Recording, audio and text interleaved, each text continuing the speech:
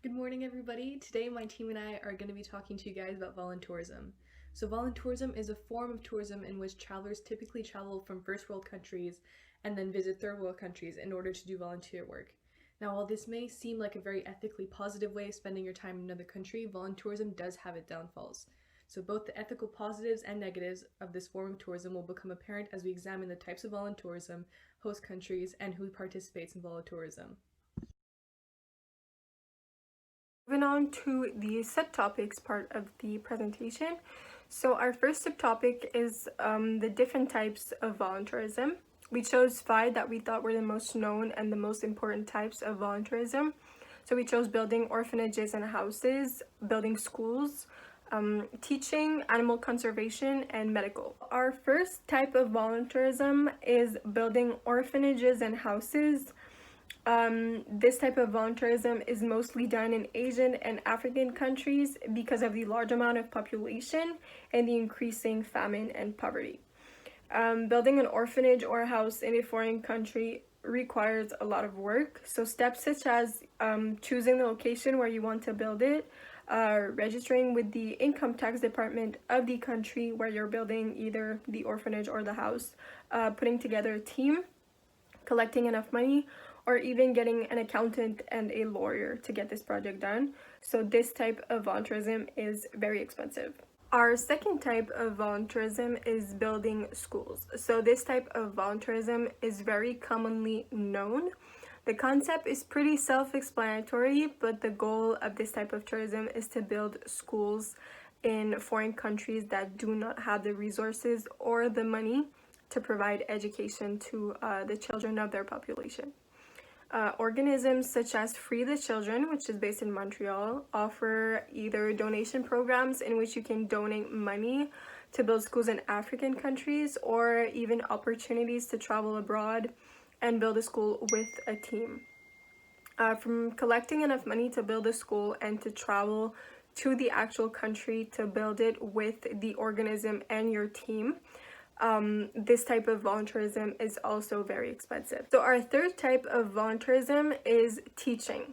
So teaching in a host country is a long-term engagement. It can last up to a few weeks or a few months.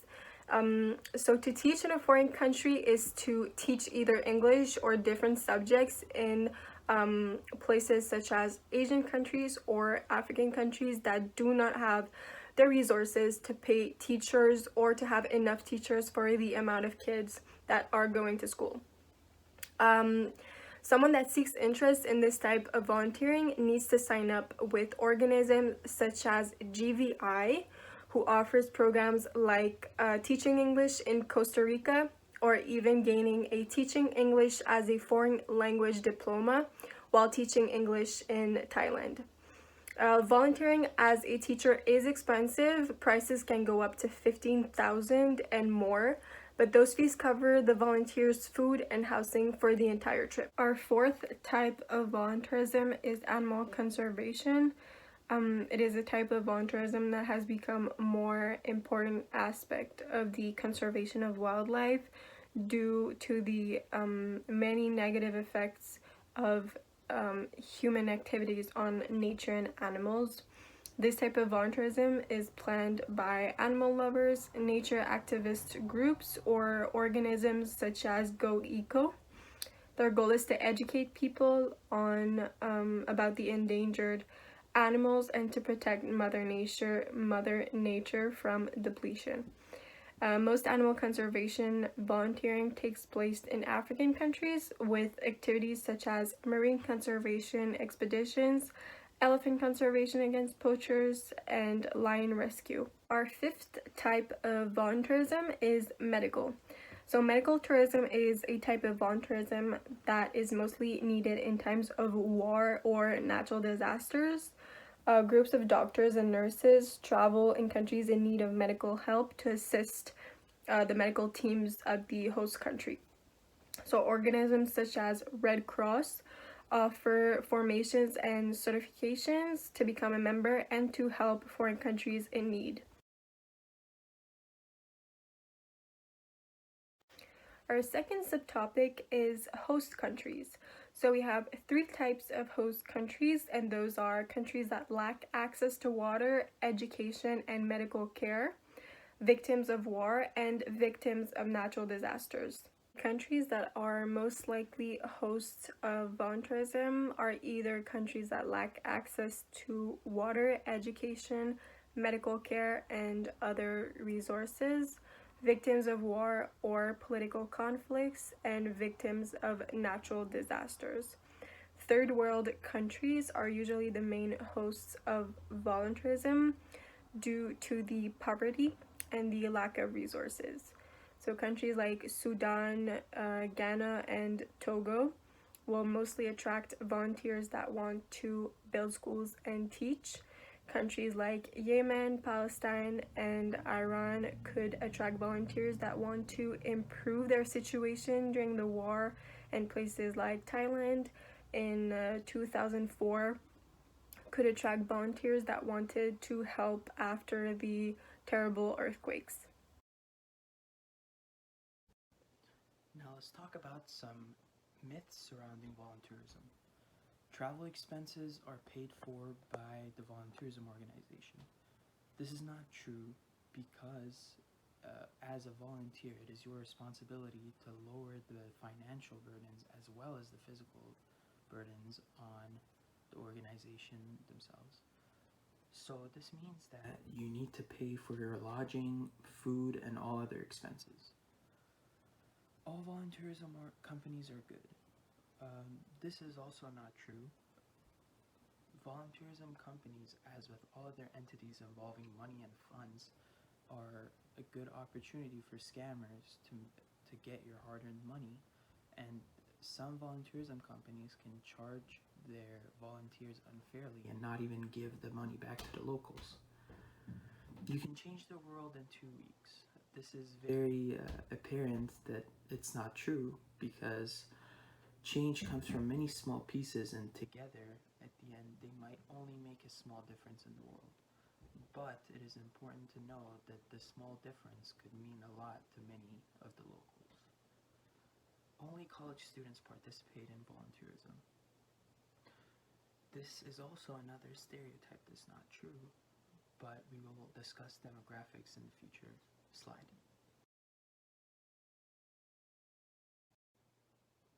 Who volunteers? Well, slightly more women than men tend to volunteer, but men spend longer periods abroad volunteering. About 27% of all volunteers are between the age of 15 and 24, but this shouldn't discourage any elderly volunteers because there has been a significant rise in elderly volunteers since 2008, especially in baby boomers.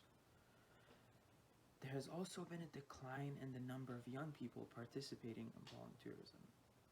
About half of the people who volunteer are married, and 3 out of 4 of them do not have children younger than 18. This goes to show that people who volunteer tend to have a little bit more free time than the people who don't. All the data presented in this slide has been given to us by the George Warren Brown School of Social Work and the National Public Radio, a news organization that's non-profit and based in Washington, D.C. Voluntourism takes place all over the world. I have conducted research on 2 case studies, which are geographically very different. Our first study focuses on voluntourism in Fiji, which is located in the South Pacific. This study explains how there is a rise in popularity in volunteerism in Fiji. The authors also talk about the many relationships and unforgettable, amazing experiences that these volunteers form while on the island. Fiji often relies on tourism, and at the same time, it remains as new on the market for volunteerism. For example, some well-known volunteerism agencies in Fiji include the Habitat for Humanity, Homes of Hope, and the Fiji Aid International. On the island, tourists are recruited and they must pay to volunteer in an organized fashion, while also spending time for leisure travel. Most Fijian organizations offer a wide range of volunteering placements, which include working in special needs schools in order to help all the teachers out with educational group activities, as well as helping out Fijian families in poverty and working alongside their hosts. The authors found that volunteers were motivated by the opportunity to travel to the South Pacific, and most of them had a sense of adventure and they were very excited. Overall, many of the volunteers reported positive experiences. This study further shows how volunteerism encounters are shaping a wide range of development trajectories within the context in which they occur.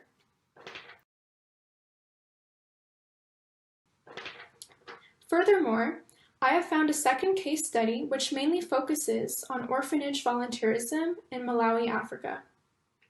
In this study, some American volunteers help out and support orphanages in this African region in order to support the orphans who are left vulnerable. This research proves how these volunteers' experiences were shaped by misrepresentations of Africa that are biased. It is also evident that the poverty in Africa compared to the poverty in North America is very different. These volunteers help the orphans and organize activities for them to enjoy. Unfortunately, most of the orphans have unrealistic expectations about their futures, and they are often traumatized and struggling in poverty.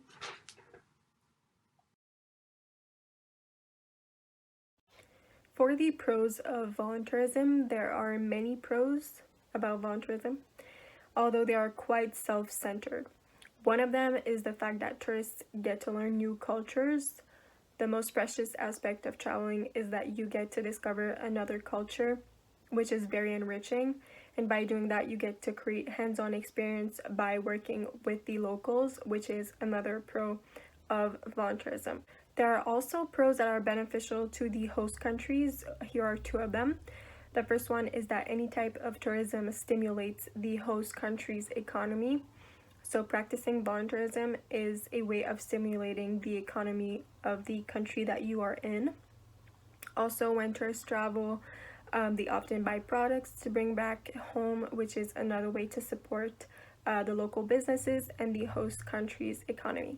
Another positive aspect of volunteerism on the volunteers is that it is a great opportunity of experimenting personal growth because of how enriching this experience can be.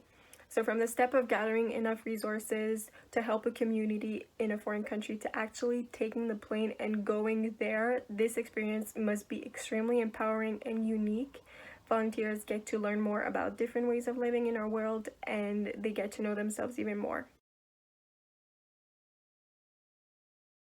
So now I'm going to highlight the ethical negatives of this form of tourism.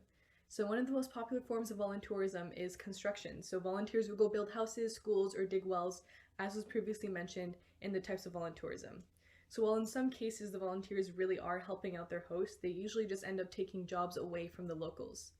So it's logical on the part of the charities to invite foreigners from first world countries who have to pay to be there, rather than take money out of their own pockets to pay uneducated locals to perform the same task. That being said, the locals are desperate for jobs that will provide even the smallest income for their families.